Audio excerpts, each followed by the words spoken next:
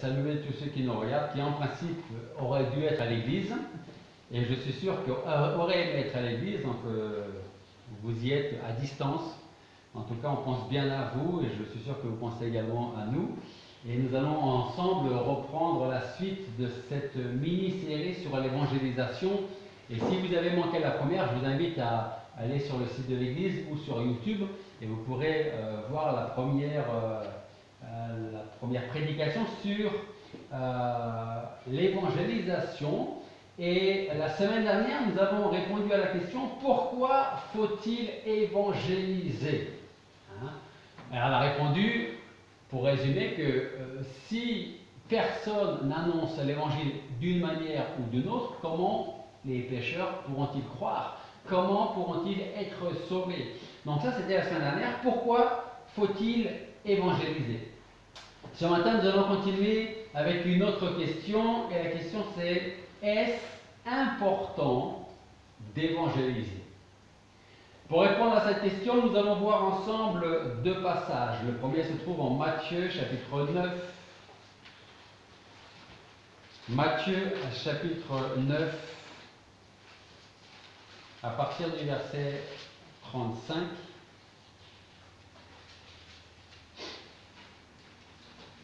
Matthieu, chapitre 9, verset 35, jusqu'à la fin du chapitre, c'est-à-dire le verset 38. Et Jésus allait par toutes les villes et par toutes les bourgades, enseignant dans leurs synagogues, prêchant l'évangile du royaume de Dieu et guérissant toutes sortes de maladies, toutes sortes d'infirmités parmi le peuple. Et voyant la multitude du peuple, il fut ému de compassion envers eux, de ceux qui étaient misérables et errants, comme des brebis qui n'ont point de berger. Alors il dit à ses disciples: la moisson est grande, mais il y a peu d'ouvriers. Priez donc le maître de la moisson d'envoyer des ouvriers dans sa moisson. L'autre passage, c'est Jean chapitre 4, à partir du verset 30. Jean chapitre 4, à partir du verset 30, et nous allons lire jusqu'au verset 37. Jean 4, 30. Ils sortirent donc de la ville et vinrent vers lui. Cependant, ses disciples le priant lui disaient: Maître, mange. Mais il leur dit: J'ai à manger une nourriture que vous ne connaissez pas. Les disciples se disaient donc l'un à l'autre: Quelqu'un lui aurait-il apporté à manger? Jésus leur dit: Ma nourriture est de faire la volonté de celui qui m'a envoyé et d'accomplir son œuvre. Ne dites-vous pas qu'il y a encore 4 mois jusqu'à la moisson? Voici, je vous le dis, levez vos yeux et regardez les campagnes qui blanchissent déjà pour la moisson. Celui qui moissonne reçoit un salaire et recueille du fruit pour la vie éternelle, afin que celui qui sème se réjouisse aussi avec celui qui moissonne. Car en ceci, cette parole est vraie, autre est le semeur et autre le moissonneur. On va prier. Père Céleste, nous voulons te remercier parce que nous sommes présents avec toi. Tu es au milieu de nous, dans ta maison ce matin. Nous voulons te demander de nous préparer spirituellement, physiquement, que tu veuilles ouvrir notre intelligence, nos oreilles, pour que nous puissions comprendre ce que tu veux nous enseigner à travers cette prédication ce matin, à travers ce thème de l'évangélisation et de répondre à la question: est-ce important d'évangéliser et pourquoi? Seigneur, merci de parler dans nos cœurs et nous te demandons une fois encore de nous utiliser, Seigneur, pour apporter ta parole à ceux qui en ont tellement besoin, et nous savons combien ils sont nombreux. Fais de nous des ouvriers fidèles qui n'ont pas à rougir de leur travail et encore moins de toi. Merci de bénir ces moments, ta parole dans nos vies, et c'est en ton nom que nous te prions. Amen. Alors pour commencer à répondre à la question: est-ce important d'évangéliser? On va retourner dans notre passage en Matthieu chapitre 9, premier passage que nous avons lu. Matthieu chapitre 9. Et on va commencer à comprendre pourquoi il est important d'évangéliser. Au verset 36, nous pouvons voir que Jésus, on peut lire ce passage, voyant la multitude du peuple, il fut ému de compassion envers eux, de ceux qui étaient misérables et errants comme des brebis qui n'ont point de berger. Dans ce verset 36, on peut donc voir que Jésus fut ému de compassion envers eux parce que ces gens étaient misérables et errants comme des brebis sans berger. Il dira par la suite à ses disciples, comme on l'a vu dans notre passage, que la moisson est grande, mais qu'il y a peu d'ouvriers. Puis il va les exhorter à prier Dieu, le Père, d'envoyer des ouvriers dans sa propre moisson. Dans notre deuxième passage, en Jean chapitre 4, Jésus va demander à ses disciples de lever les yeux et de regarder les campagnes qui sont prêtes à être moissonnées. Et ce qui est remarquable avec le Seigneur, c'est que quand il était là, quand il enseignait, il utilisait très souvent des exemples très concrets, comme la moisson, pour nous enseigner une leçon spirituelle. Et il ne fallait pas que les disciples pensent que le moment de la moisson était encore éloigné, ce qui peut être notre problème aujourd'hui, en se disant j'ai à cœur d'apporter l'évangile, de témoigner à cette personne-là, mais d'abord j'ai des choses à régler, à faire, et ensuite je vais lui parler. Le problème c'est le ensuite. Parce que l'ensuite, vous le savez, la suite ne nous appartient pas. Et je vais vous donner quelques exemples par la suite.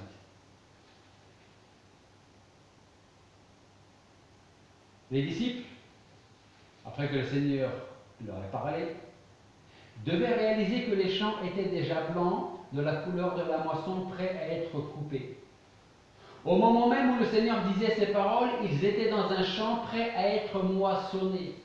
Et il faisait allusion aux âmes des hommes et des femmes de Samarie, parce qu'à ce moment précis, il était en Samarie. Et les Juifs et les Samaritains, ça ne pouvait pas tellement se voir. Il disait à ses disciples que devant eux se trouvait une grande moisson prête à être engrangée, et qu'ils devaient s'en préoccuper maintenant, pas demain, aujourd'hui.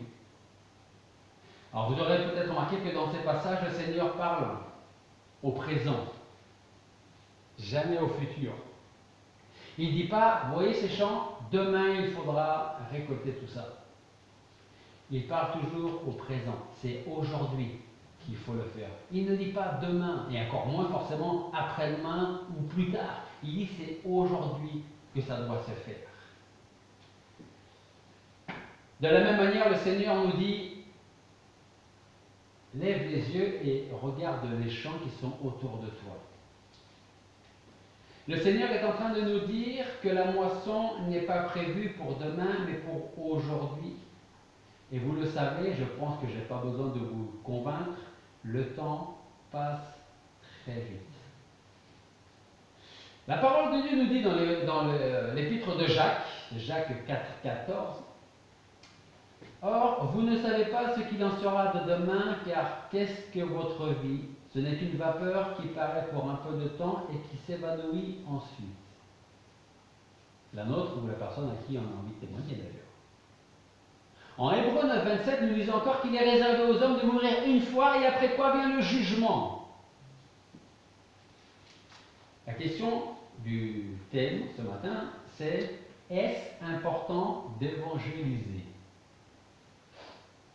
Oui, parce que le futur ne nous appartient pas, ni le nôtre, ni celui des âmes qui se meurent loin du Seigneur. Et comme on le disait ce matin durant l'étude, j'ai malheureusement le regret de dire que Satan fait bien son travail. Et il va faire en sorte que dans nos sociétés, le pécheur n'ait pas le temps de s'intéresser aux choses spirituelles et donc à leur âme, à leur destinée, à leur éternité. Et si les pécheurs n'ont pas envie de penser à ce qui peut se passer plus tard, on a besoin, nous, de leur dire aujourd'hui ce qui va se passer plus tard s'ils restent dans leur péché.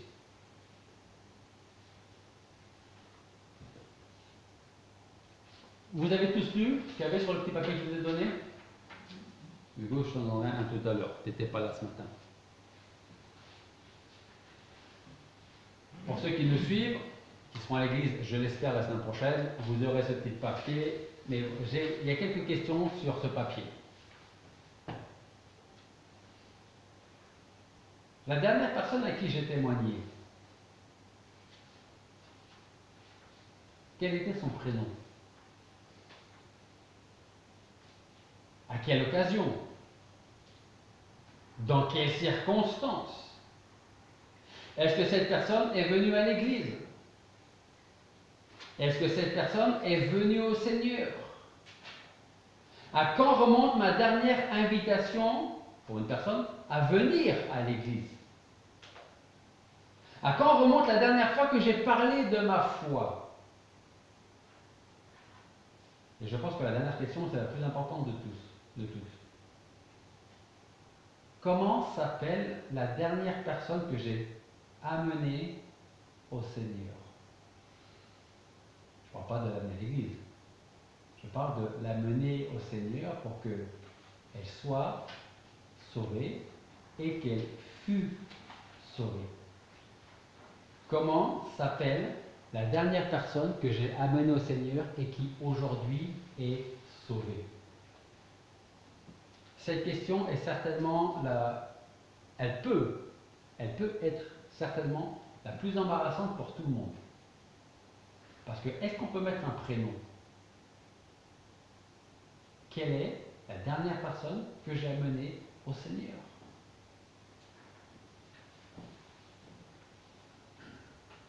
Est-ce important d'évangéliser? Demandez à celui qui n'a jamais mis les pieds dans une église de venir la semaine prochaine. Il risque de vous dire qu'il est fatigué de toute la semaine, qu'il a des travaux dans sa maison en attente ou dans son appartement. Il vous dira probablement qu'il veut profiter pleinement du dimanche pour se reposer parce que c'est le seul jour où il a pour se reposer ou qu'il veut s'adonner à ses loisirs, à son sport qu'il ne peut pas faire dans la semaine. En vous disant cela, je ne cherche pas à nous décourager. Je veux juste que nous puissions prendre conscience que les pécheurs veulent se tenir loin de Dieu, que ce soit volontairement ou pas. Donc, est-ce important d'évangéliser? Oui, et je vais vous donner une autre bonne raison d'évangéliser aujourd'hui et pas demain. Est-ce que vous savez combien de personnes sont mortes en 2019? Alors, 2019, c'est exprès, parce qu'après, il y a le Covid. En 2019, combien de personnes sont-elles mortes? En France. C'est l'INSEE qui nous donne ces statistiques. Est-ce que vous avez une idée? En un an, en 2019, combien de personnes sont mortes? Dites-moi un chiffre. Un autre? 10% peut-être. Moi, je veux pas de pourcentage, je veux un chiffre. 6 millions? 5 millions? 6 millions en un an. Hein? Un millier? Un millier? Un million? Non, tu m'as dit 6, je dirais 10%. 6 millions, un millier. En fait, il y a très exactement, selon l'INSEE, 613 243 personnes qui sont décédées en 2019. 613 243 personnes. 613 243 personnes, c'est 1680 personnes par jour. C'est 70 personnes chaque heure, soit un peu plus d'une personne qui meurt toutes les secondes. Est-ce que c'est important d'évangéliser? Je crois que oui. C'est un peu plus d'une personne chaque seconde. Et dans chacune de ces personnes, il y a peut-être celle à qui je vais évangéliser demain ou après-demain. On va voir une autre, j'ai marqué preuve, argument supplémentaire comme quoi c'est important d'évangéliser. On peut, en tant qu'Église, en tant qu'individu, et c'est très bien, on peut soutenir financièrement une œuvre missionnaire dans un pays étranger, éloigné, peut-être à l'autre bout du monde, peut-être en Europe, peu importe. En tant qu'Église, en tant que chrétien, on a à cœur de soutenir une mission autre part qu'en France. C'est très bien. Et il faut continuer à le faire. Et si le Seigneur vous a mis ça à cœur, alors faites-le. Mais le vrai problème, Comment, lorsque nous pensons à ces gens dans un pays éloigné que nous ne connaissons pas, alors qu'on va négliger nos propres voisins, les propres gens de notre propre famille, nos collègues de travail, les connaissances? On est prêt à soutenir une œuvre d'évangélisation à l'autre bout de la terre, mais on n'est pas prêt à évangéliser son voisin. Et je repose la question, comment s'appelle la dernière personne que j'ai amenée au Seigneur? Si on ne peut pas marquer de nom, il y a vraiment un problème. Un vrai problème. On va revenir à Matthieu chapitre 9, verset 36. Matthieu 9, 36, et voyant la multitude du peuple, il fut ému de compassion envers eux, de ce qu'ils étaient misérables et errants comme des brebis qui n'ont point de berger. Là, il y a une phrase qui nous dit, voyant la multitude, Jésus fut ému de compassion envers eux. S'il était ému de compassion envers eux, c'est parce qu'ils étaient misérables et errants. Lorsque nous croisons des personnes dans la rue, lorsque nous voyons des gens attendre leur bus, on est derrière des gens à la caisse, au supermarché, est-ce que nous nous demandons ce que ces gens vont devenir demain s'ils devaient mourir? Où vont-ils passer l'éternité? Alors je ne suis pas en train de dire qu'il faut prêcher dans le bus, à haute voix, je ne suis pas en train de dire qu'il faut prêcher à haute voix dans le supermarché, vous risquez de vous faire mettre dehors. C'est pas ce que je suis en train de dire.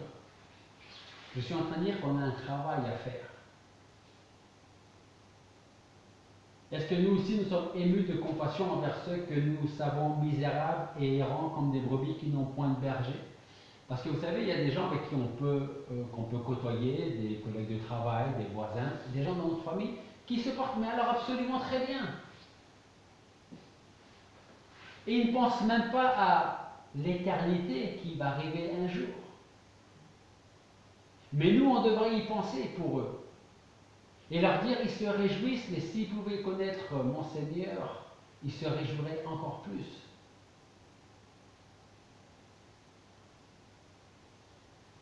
Vous est-il déjà arrivé de ressentir ce besoin d'annoncer l'évangile à une personne que vous croisez dans la rue, au travail ou à votre voisin? Au verset 37 et 38 de notre passage, nous lisons encore, alors Jésus dit à ses disciples, la moisson est grande, mais il y a peu d'ouvriers. Priez donc le maître de la moisson d'envoyer des ouvriers dans sa moisson. La moisson est grande, mais il y a peu d'ouvriers. Alors, il faut faire attention de ne pas tomber dans un piège. Le même que celui dont je vous ai parlé durant l'étude ce matin. Si on a envie d'apporter une connaissance, famille, travail, peu importe, si on a le désir qu'une personne soit sauvée, il faut prier pour cette personne. Mais il ne faut pas seulement prier pour cette personne. Il faut aller voir cette personne. D'une manière ou d'une autre, il y aura toujours un moyen d'annoncer l'évangile. Toujours. Si on ne le fait pas, c'est qu'on n'a pas envie de le faire. Pour une raison ou pour une autre. On est intimidé, on a peur, on ne sait pas comment, qu'est-ce que je vais dire, je ne sais pas qu'est-ce qu'il va dire, et s'il me pose des questions, je ne sais pas répondre, donc bon, je vais prier pour lui. C'est bien de prier. Il faut prier. Mais il faut aussi se lever de sa chaise, de son lit, et aller parler à la personne. Et là, le piège, là, priez donc le maître de la moisson d'envoyer des ouvriers dans sa moisson. Donc moi, mon travail, ça va être de prier pour que Dieu envoie des personnes annoncer l'évangile. Et je continue seulement de prier.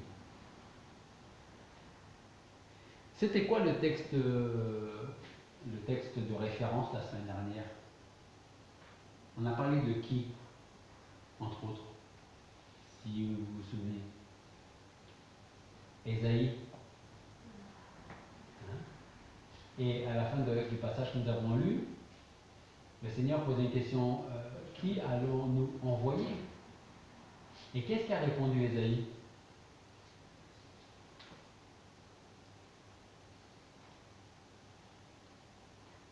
Qu'est-ce qu'il a répondu, David? Me voici, envoie-moi. Le Seigneur demande à ce que l'on prie pour que des personnes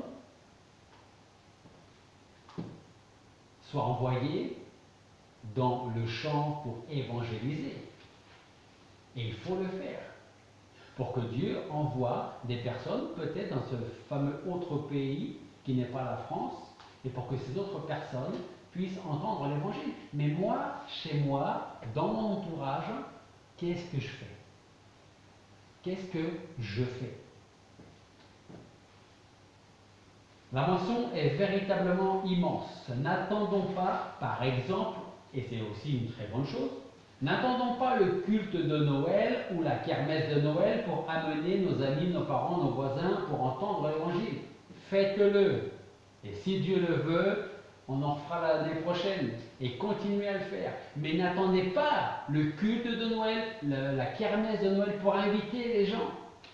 Et je crois quelque chose. Je pense que si vous amenez à l'église une personne à un autre moment que le culte de Noël pour entendre l'évangile, il est bien plus certain que vous pourrez les ramener le dimanche suivant. Pourquoi? Parce que si on amène quelqu'un à la kermesse ou au culte de Noël, eh bien, la personne va passer un bon moment agréable, à faire de jolies cartes de Noël, à faire de jolies décorations, et c'était super à l'église. Les jeunes voilà, c'était un moment agréable. Vous me connaissez, je suis quelqu'un d'optimiste. Et je veux croire que un jour, dans les semaines à venir, peut-être dans les mois à venir, peut-être dans les années à venir, une des personnes qui était là à la kermesse de Noël, au culte de Noël, pourra se souvenir de ce qu'elle a entendu à l'église, parce qu'à ce moment-là, elle traverse un moment difficile. Et je me rappelle de ce qu'il y avait à la petite histoire de Noël. Je me souviens de ce que j'ai entendu durant le culte de Noël. Et peut-être que si je revenais, ça me ferait beaucoup de bien. Je veux croire ça. Mais si vous avez invité quelqu'un, que cette personne vienne à un dimanche normal, il y a de fortes chances qu'elle vienne encore à un autre moment ensuite.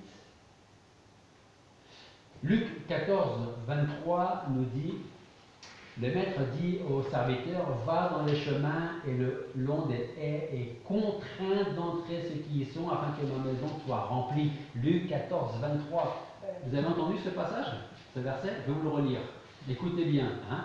Il dit, le maître dit au serviteur, alors vous prendrez le contexte à la maison, va dans les chemins et le long des haies et contraint d'entrer ceux qui y sont afin que ma maison soit remplie. Est-ce que quelqu'un a une version seconde ou une autre version pour ces versets qui n'est pas au cerveau? Et le Seigneur dit au serviteur, va dans les champs, va dans les chemins et le long des haies, et ce que tu trouveras, contrains-les d'entrer afin que ma maison soit remplie. Okay. Est-ce que quelqu'un a un autre mot que contraint? Contraindre. Ou tout le monde a le même mot? Ok. Qu'est-ce qu'il est en train de dire là?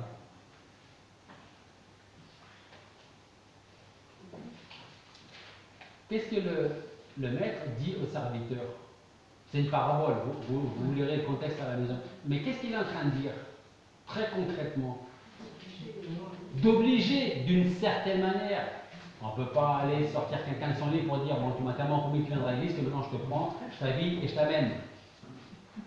Mais là, c'est vraiment pour dire contraire, c'est-à-dire invite-les une fois. Mais invite-les vraiment.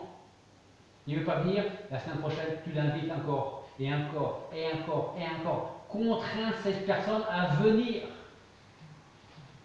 Pourquoi est-ce qu'on va contraindre une personne à venir à l'église? Ce n'est pas seulement pour remplir l'église et que les chaises vides soient plus vides. C'est pour que le pécheur puisse être sauvé, pardonné, parce qu'il n'a pas envie de venir au Seigneur. Et si on ne l'aide pas à venir, il ne viendra pas. Rappelez-vous, on ne sauve pas les pécheurs. On ne peut pas se sauver soi-même, encore moins sauver les autres. Mais on peut les amener à celui qui sauve. Et je vais même dire autre chose. Parce que là, je viens de dire on peut. Non. On doit les amener à celui qui peut les sauver. Donc ce passage nous dit quoi exactement? Que nous ne pouvons pas gagner nos parents, nos frères, nos sœurs ou tout autre pécheur par la prière seulement. Certains d'entre nous ont déjà prié, mais ceux que nous avons à cœur ne sont toujours pas sauvés. Que nous dit le passage, va dans les chemins, le long des haies et contrains-les d'entrer. Regardez notre passage qu'on a lu ce matin durant les chants. Jean chapitre 1. Jean chapitre 1, versets 35 à 42.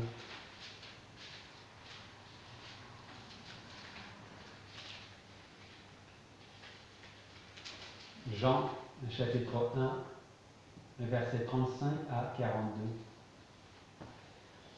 Le lendemain, Jean était encore là avec deux de ses disciples et voyant Jésus qui marchait, il dit, voici l'agneau de Dieu. Et les deux disciples ayant entendu parler ainsi, suivirent Jésus. Jésus s'étant retourné et voyant qu'ils le suivaient, leur dit, que cherchez-vous? Ils lui répondirent, Rabbi, c'est-à-dire maître, où demeures-tu? Il leur dit, venez, voyez. Ils allèrent et ils virent où il logeait, et ils demeurèrent avec lui ce jour-là, car il était environ la 10e heure. André, frère de Simon-Pierre, était l'un des deux qui avait entendu ce que Jean disait et qui avait suivi Jésus. André trouva le premier Simon son frère et lui dit, nous avons trouvé le Messie, c'est-à-dire le Christ, loin. Et il l'amena à Jésus. Jésus, l'ayant regardé, lui dit, tu es Simon, fils de Jonas, tu seras appelé Céphas, c'est-à-dire Pierre. À ce moment précis, André savait ou connaissait quoi de Jésus? À ce moment précis, qu'il était le Messie. Et à part ça, il savait quoi d'autre? Rien. Il ne savait rien. Il était persuadé, à juste titre, qu'il était le Messie. Mais il ne savait rien d'autre. Qu'est-ce qui va se passer après? Est-ce qu'il va m'appeler? Est-ce que je vais avoir le travail? Qu'est-ce qui va se passer après? Il ne savait rien. Et qu'est-ce qu'il fait, André, en premier? Il va chercher qui en premier? Son frère. Son frère. Et il l'amena à Jésus. André, mis à part le fait important, ou la seule chose importante qu'il savait de Jésus, c'était simplement qu'il était le Messie. C'est lui qu'ils attendaient. C'est tout ce qu'il savait. Et il s'est empressé d'aller chercher la première personne qui s'avère être son frère pour l'amener à Jésus-Christ. Que faisons-nous pour nos proches? Peut-être me direz-vous, j'ai tellement essayé, mais ils ne veulent pas écouter. À ceci, je vous répondrai, n'abandonnez pas, parce que au temps désigné par Dieu, nous moissonnerons si nous ne défaillons pas. C'est ce que Paul dit en Galates chapitre 6, verset 9. Alors, est-ce important d'évangéliser? Oui, car le monde aujourd'hui cherche les plaisirs, et je ne suis pas contre certains plaisirs, tant qu'ils ne vont pas à l'encontre de notre vie spirituelle. Le vrai problème commence lorsque nous sommes trop attirés par les fausses richesses du monde. Et si nous ne prenons pas le temps d'écouter la parole de Dieu, alors il ne nous reste plus beaucoup de place pour le salut. Et si on ne prend pas nos responsabilités vis-à-vis de Dieu, de ce qu'il attend de nous, alors je vais dire à quoi est-ce qu'on sert? À quoi est-ce qu'on sert? Souvenez-vous de ce passage en Marc 8, 36, qui dit, car que servirait-il à un homme de gagner tout le monde s'il perdait son âme? Est-ce important d'évangéliser? Oui. Parce qu'il y a plus d'une personne qui meurt en France toutes les secondes. 70 par heure. Ça, c'est en 2019. Dieu voulant, la semaine prochaine, nous allons continuer avec une autre question qui est la suivante. Qui doit évangéliser? Priez.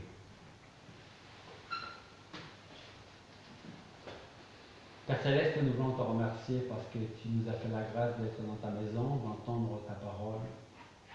Et nous voulons te supplier de pouvoir nous aider à la garder dans notre cœur et à la mettre en pratique et à réaliser que nous avons un travail que tu nous as confié.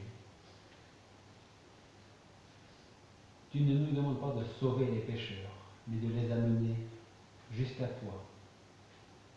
Tu nous fais la grâce de nous utiliser, malgré nos défauts, malgré nos manquements, notre faible parfois connaissance de toi, de ta parole. Mais aide-nous à ressembler à André, qui ne savait rien de toi, mis à part le fait qu'il savait que tu étais le Messie, il en était persuadé. Et il en parle à son propre frère qui va le chercher pour l'amener vers toi. Alors que nous puissions avoir cette même attitude, que ce soit nos frères ou sœurs, ou que ce soit d'autres personnes, Seigneur. Et nous voulons te demander de nous aider à répondre à ces questions sur cette bout de feuille, Seigneur, et que nous puissions un jour écrire le nom d'une personne que nous avons amenée à toi et que tu as sauvée. Seigneur, nous voulons vraiment te remettre ton Église, nous voulons te remettre nos vies, pour que nous te soyons agréables, et que nous puissions marcher dans les sentiers, dans les voies que tu nous as préparées. Et c'est en ton nom que nous te prions. Amen.